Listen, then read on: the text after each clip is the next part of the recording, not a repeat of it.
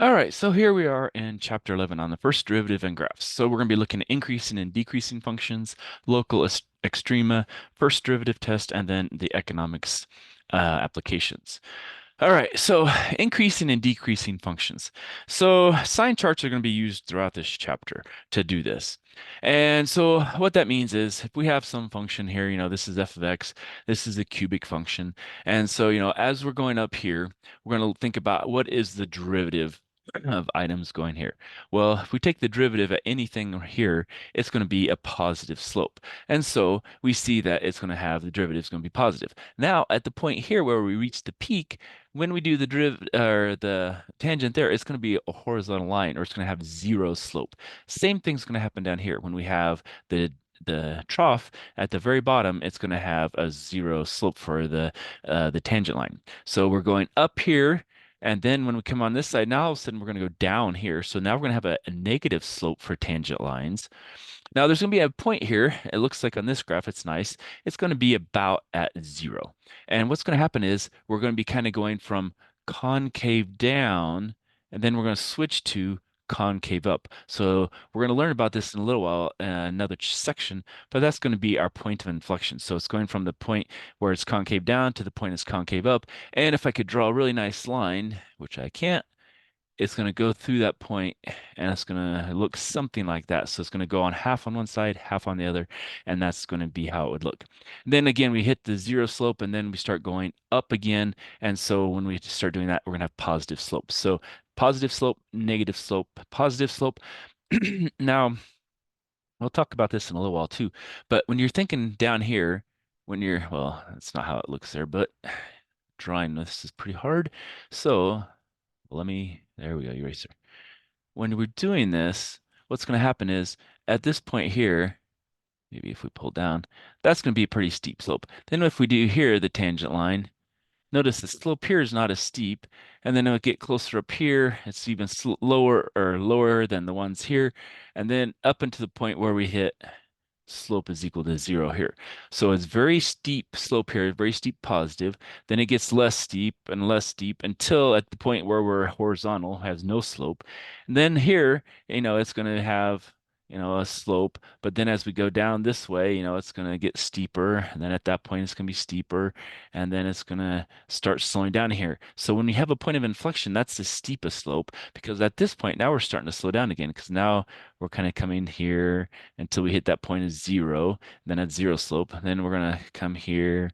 And so then it's going to start getting steeper and steeper and steeper as we go up here. So it's going to be very steep on this end, very steep on this end. The steepest point here is going to be at this point of inflection. And then it's just going to get less steep until we hit zero. Then it's going to slowly get more steep until we hit the highest peak. And then it's going to get less steep as we get closer to zero. And then it's just going to get higher and higher steepness for the slope as we go up here.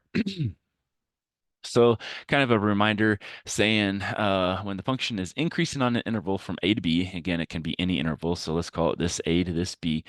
The f of x2 is going to be greater than x1. So let's say we have our x2 here, our x1 here. So if we're looking at a slope between those points, it's going something like that. So it's a positive slope. So our function is increasing. But if we have a decreasing side, then what's going to happen is this is going to be F1, this is going to be F2, and so it's going to be kind of going down, and so it's going to be decreasing. It's going to have a negative slope, so f of x2 is going to be less than f of x1. So these are kind of things to think about.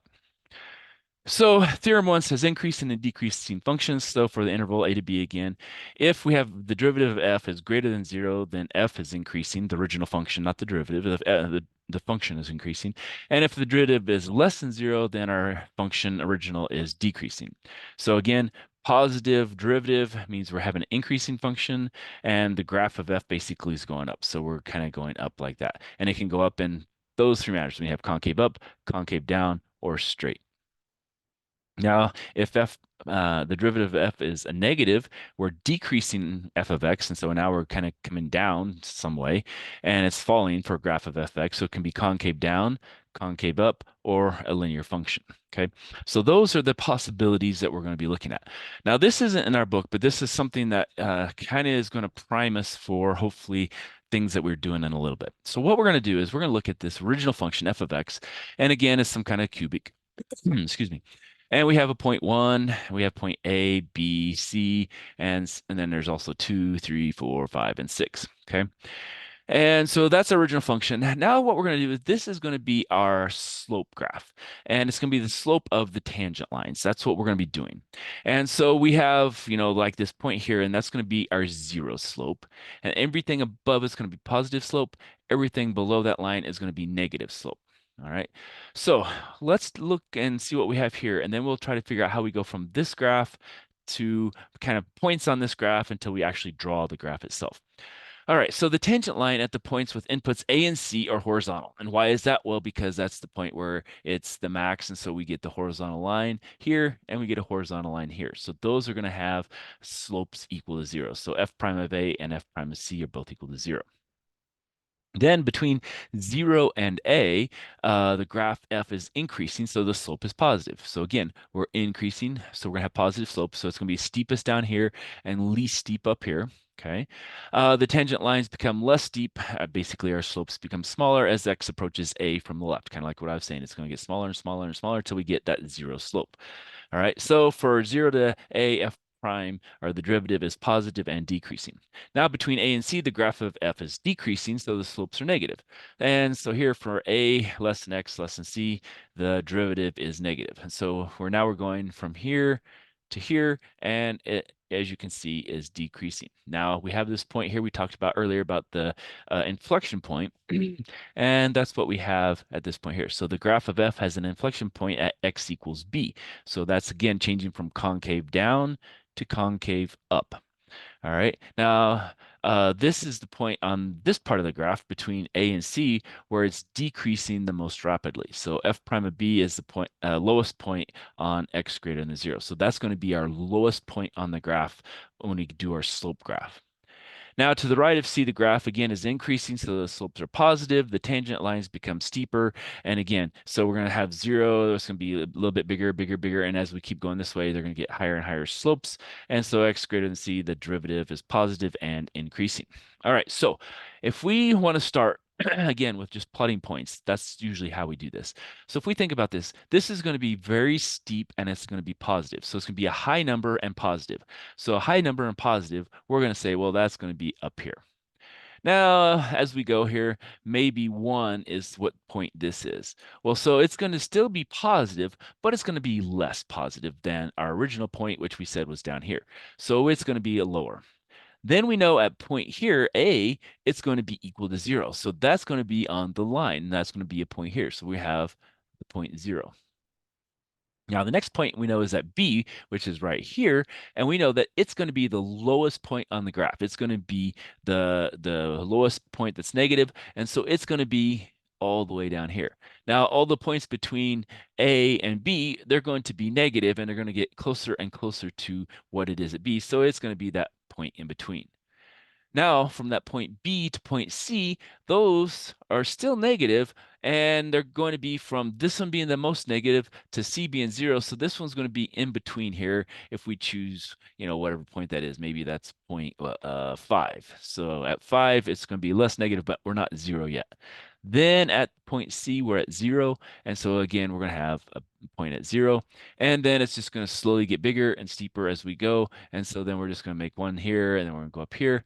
And so then what we do then is we kind of draw the line through that. And since I'm not a good drawer for lines, that's kind of what it looks like when we get done. So our point B, that's our lowest point. A and C, those are the zeros because of the 0 slope. And then everything else is kind of following in between. Now remember, these are positive slopes, these are negative slopes. So the negative is between A and C. And if we look at between A and C, those are all slopes that are going down. And so there's all negative. Now the slopes between 0 and A, those are all positive. So they're up above that line. So they're up here. And it's, again, most steep down here at this part here and least steep here. So that's kind of what we're showing here is getting closer and closer to 0. And then from here, we start at 0 and we're going to go up. So we're starting at 0, we go up and get steeper and steeper and steeper as we go this way. So that's how we can go from f of x to derivative of f graph and just kind of plotting points and then kind of drawing a best fit line. Okay. Now, one thing to note is when we do this, if we think about what do derivatives mean? Well, derivatives, so say that one was like an x cubed, and we'll stop there. We don't care what all these other things are, because really that's what our initial, thing is. We have an x cubed function. So if we take the derivative of that, if that's f of x, the derivative of that is going to be what? Well, that's going to be a 3x squared. So again, not worrying about what that coefficient is, what do we have? We have an x squared. So an x cubed, we're either going to have something like this, or we're going to have something like this, depending on our sign out in front. Now, x squared, we're going to either have something like this, or we're going to have something like this, again, depending on the sign out in front and also how wide it's spread as far as what that is. But we notice we go from a cubed, we're going to go to a squared. So here we're going from a cubed function to here we're going to a squared function. So we should be getting a parabola, which is what we got after we started with this cubic function. So that is kind of a thing to think about when you're drawing your slope graphs is if I start with a cubic power, my ending graph better look like a quadratic. Now, if we start with a quadratic, what are we going to get? Well, then if we take a derivative of quadratic, we'd have something to the first power, so that's going to be what? Linear. And so depending on where we start, we can go to different places. All right, so let's do one on our own. And again, we're not going to be any point as far as being specific as what the numbers are. We're just going to get close. So I'd probably have been better off if not putting those numbers on, but I just copied it off a graph, and so that's what we ended up with. So we know at this point here, we're going to have a slope of 0, and at that point, we're going to have a slope of 0. So we do know at 1 and 3, which are at this point here, and this point here, we're going to have slope of 0 because this is going to be our slope of 0 graph. And we know up here is positive and down here is negative, and these are going to be zeros along that line. All right, so what do we know here? Okay, well, we know also it looks like this point here is apparently going to be our point of inflection. So that's going to be our lowest point. So at 2, we're going to be at our lowest point. Now, do I know what that point is? No, because I don't know what the equation is. So let's just call it our lowest point is going to be something like that. And again, I don't know for sure what it will be. All right, so now I know somewhere over here it's going to be very steep and it's going to be positive because we're going up and it's going to be a very high steep slope. And so I don't know.